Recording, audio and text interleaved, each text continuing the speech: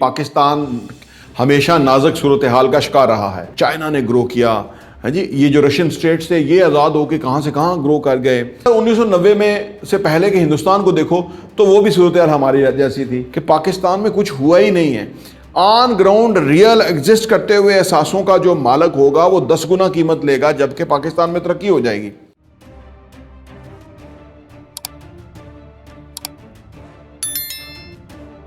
अस्सलाम वालेकुम रहमतुल्लाहि व बरकातहू। मेरा नाम अहमद अकील है, आप देख रहे हैं प्रॉपर्टी टीवी। पाकिस्तान हमेशा नाजुक सूरत हाल का शिकार रहा है। पिछले 75 सालों में नाजुक सूरत हाल रही, जिसकी वजह से हम यहाँ खड़े हुए हैं। इस वक्त भी नाजुक सूरत हाल है। इमरान खान जो पॉपुलर तरीन लीडर है उसको जेल में डाला हुआ है और इलेक्शन की भी बातें हो रही हैं, और लोग जो हैं जिसको चाहते हैं कि वो इलेक्शन में आए और लोग उसको वोट दें और वो पाकिस्तान के फैसले करे, उसको जेल में डाला हुआ है। तो ये गैर यकीनी सूरत हाल क्रिएट की गई हुई है या हो गई है या मिस हैंडल हो गई चीज़ें उनसे किसी से भी।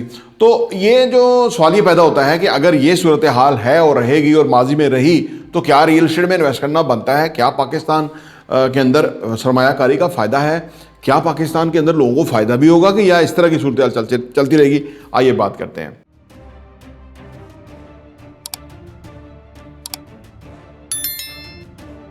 Welcome back. देखिए जी, दुनिया पाकिस्तान तो नाजुक सूरत हाल से गुजरता रहा, लेकिन दुनिया ने बहुत ग्रो किया है।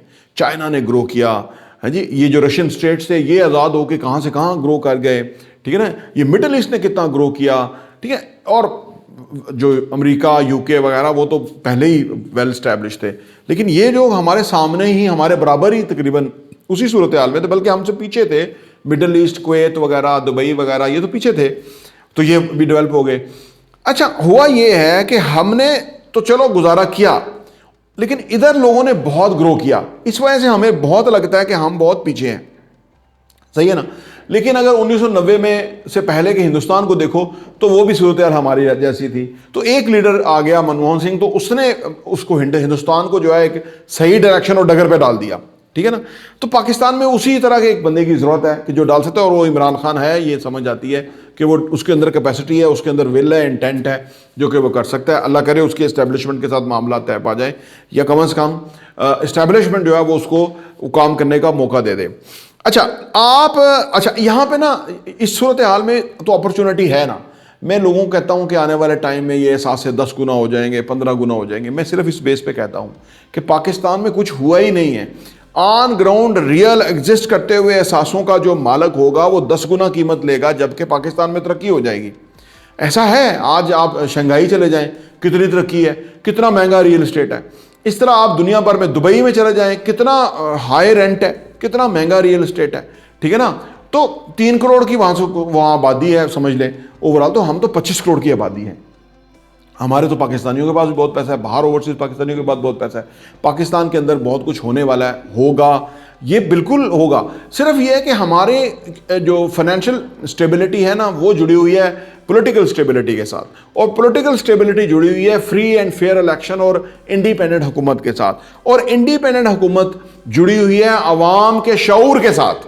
जैसे अवाम बाशऊर हो गए हैं, लम्स में यूनिवर्सिटी के बच्चों ने बता दिया, इस तरह अवाम हमारी बाशऊर हो गई ना तो कोई इनकी सौदेबाजी नहीं कर सकेगा, कोई इनके साथ मिस हैंडल नहीं कर सकेगा।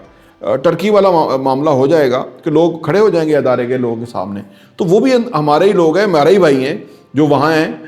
और हमें हालांकि हमारे इख्तलाफात पैदा हो रहे हैं क्योंकि हमारा एक भाई जो है वो उस तरफ है और हम अवाम की तरफ हैं। तो अवाम की तरफ होने के नाते हमारी कोशिश है कि अवाम अवेयर हों, बाशऊर हों, वो समझें। लेकिन यहाँ मैं जो इन्वेस्टमेंट की बात कर रहा था, ये सारी सूरत हाल के अंदर पाकिस्तान, इस वक्त का जो पाकिस्तान है, इसके अंदर जो जंप आएगा या कीमतों में जो बढ़ेंगी या पैसा जब आएगा तो फिर किधर लोग इन्वेस्ट करेंगे? आप सोचें, रियल एस्टेट में इन्वेस्ट करेंगे और ये एहसास से 10 गुना महंगे हो जाएंगे। It's a matter of time. कोई मैंने बताया ना, ये एक पूरा एक फ्रेमवर्क है जो मैंने आप समझ दे दिया कि जी पाकिस्तान के अंदर इकोनॉमिक स्टेबिलिटी जुड़ी हुई है पॉलिटिकल स्टेबिलिटी से, पॉलिटिकल स्टेबिलिटी जुड़ी हुई है अवामी शऊर के साथ, और अवामी शऊर जुड़ा हुआ है उन अदारों के साथ कि जो अब लोगों को अंडरमाइंड कर रहे हैं, जो लोगों को अंडर एस्टिमेट कर रहे हैं, जो समझ रहे हैं कि लोगों को वो डंडे मार के जेलों में डाल के जो है ना उनको कंट्रोल कर लेंगे। ये किस दुनिया में है? उसकी वजह है कि ये हम जिस दौर में, डिजिटल दौर में हम बैठे हुए हैं।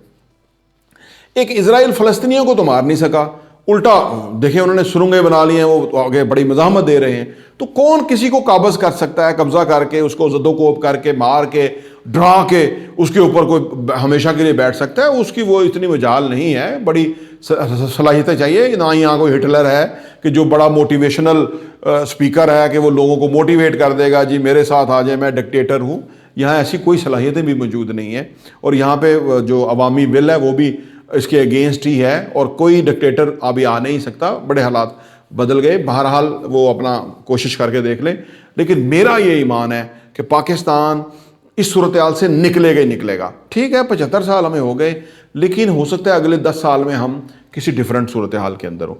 इट्स अ मैटर ऑफ 1-2 अच्छी हुकूमतें आ जाएगी, चोर ख़ानदानों की हुकूमतें नहीं, उन लोगों की कि जो अवामी असल में अवामी नुमाइंदे, उनकी हुकूमतें आ गई तो मामला बदल जाएगा।